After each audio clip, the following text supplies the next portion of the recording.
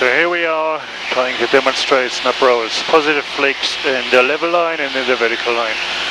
Positive flicks are described in the rule book as incidence, yaw and roll at the same time.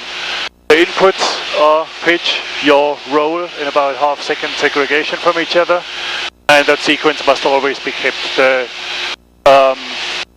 speed of the sequence depends on the airspeed pretty much. So just to show how that works, I'm going to do just a couple of pitch-up maneuvers.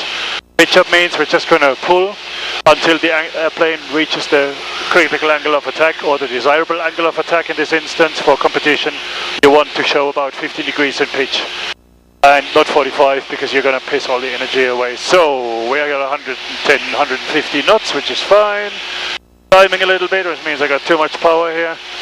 And now I'm just trying to pull the airplane to 15 degrees and relax. Here we go. And that was actually a little bit too much, so we do that again. Now we go to 110. Okay, cool. And pitch and relax. And pitch and relax. And you should feel a burble at the onset of the stall. And then the airplane is primed for a snap, which means all you have to do at that point is add rudder, and then the airplane will initiate a snap roll. So I'm going to do this. I'm just going to pitch and add rudder, but then keep the stick back or neutral, and you'll see what happens. I'm not going to focus on the stop. The stop's going to be shit, but never mind. Here we go. So pitch and roll, and let the stick loose. And as promised, it was a shit stop. But the airplane, you see, it starts to rotate pretty nicely. And it does rotate quicker than what you could do just with an aileron roll. Just to demonstrate that, that's just an aileron roll at that speed. So not very exciting. Available. And so now, the next trick is you need to unload. What does that mean? Unload means you prepare the airplane with angle of attack, you add yaw, and then you need to push the elevator forward in order to not increase the angle of attack. Otherwise, again, you lose a lot of energy in the maneuver. So here we go, and what that is basically pitch, yaw, unload. So stick forward to the left. There are people who tell you just push straight. There's endless discussions about it. At the end, just try and find out what works for you. For me, the stick to the left has always worked, and so that's what I'm going to show here. Alright, we got 115 knots, and we're pretty high, 5,700.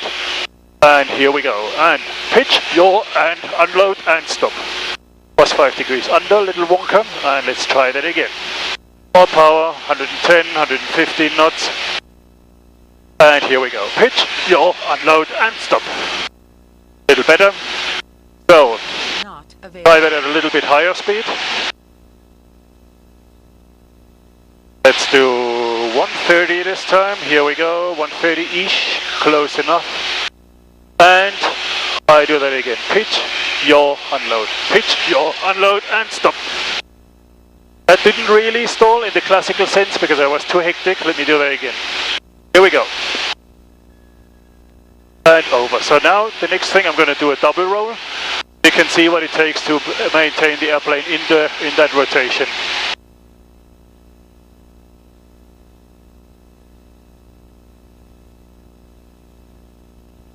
So 130 should be good enough, and double snap to the left. Here we go. Traffic not. Okay, so now next thing is to prove if a snap technique works or not is the vertical. So we are just gonna do a dive here and a little aileron roll on the way down. And I'm gonna pull to the vertical. I try to snap it like 180, 200. So we got 210 on the clock, good job. And snap.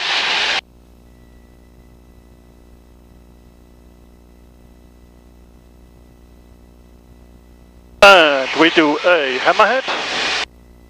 And then we're gonna do a double snap on the way down, or 1.5, 1.5, here we go.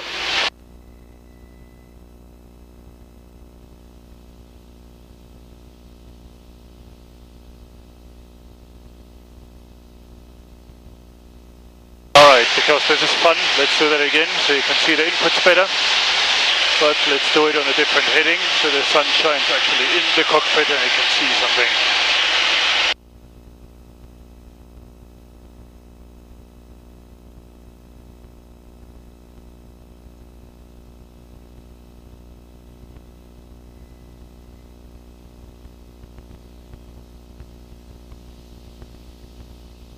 and go. And snap.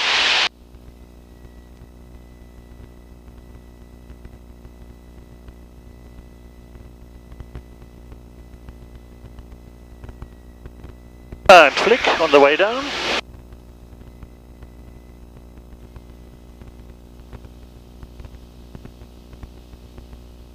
Here we go. And now we do another one on the 45. 45 upline, 1.5 positive. Waiting for 140 and go.